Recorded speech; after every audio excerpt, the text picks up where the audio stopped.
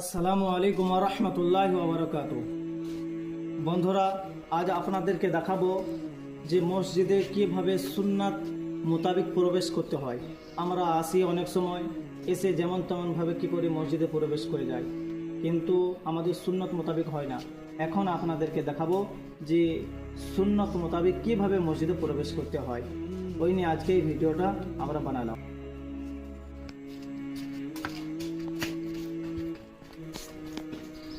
এটা সুন্নাত মোতাবেক নয়।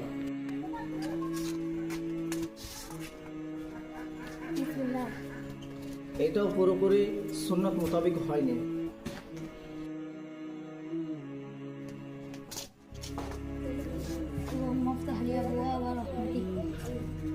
এইটাও পুরোপুরি সুন্নাত মোতাবেক হয়নি। এখন আপনাদেরকে যে ভিডিওটা দেখাবো সেটা হচ্ছে সুন্নাত মোতাবেক।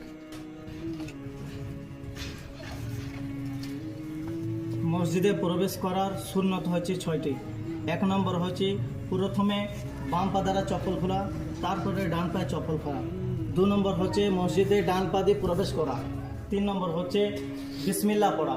4 নম্বর হচ্ছে দরুদ পড়া, আসসালাতু ওয়াসসালামু আলা রাসূলিল্লাহ। 5 নম্বর হচ্ছে মসজিদে প্রবেশ করার দোয়া পড়া, আল্লাহুম্মা ইফতাহলি আবওয়াবা রাহমাতিক। আর 6 নম্বর হচ্ছে ইতিকাফের নিয়ত করা। কেউ বাংলাতেও করতে পারে কিংবা কেউ আরবিতেও পড়তে পারে। আরবিতে যদি বলি তো এই দোয়াটা বলে নিই, বিসমিল্লাহি দাখালতু ওয়া আলাইহি তাওয়াক্কালতু ওয়া নাওয়াইতু সুন্নাতাল ইতিকাফ। এই কয়টা হচ্ছে মসজিদে প্রবেশ করার সুন্নত। আমরা যদি এইগুলির উপরে আমল করি তাহলে আমাদের একটা সুন্নত জিন্দা হলো। আর একটা সুন্নত যখন জিন্দা করব, ইনশাআল্লাহ আল্লাহ তাআলা আমাদেরকে এই একটা সুন্নতের পরিবর্তে আমাদের সকলকে জান্নাত দান করবে। আল্লাহ তাআলা আমাদের সকলকে এই সুন্নতের উপরে আমল করার তৌফিক দান করুক। ভিডিওটা যদি ভালো লাগে তাহলে সকলে লাইক করবেন। আর আমাদের মধ্যে যদি কোনো ভুল ভ্রান্তি হয়ে থাকে কমেন্টে জানিয়ে দিবেন। আর এই ভিডিওটা অন্যদেরকে দেখার জন্য সুযোগ করে দিবেন, ওই জন্য সকলে শেয়ার করে দিবেন। আসসালামু আলাইকুম।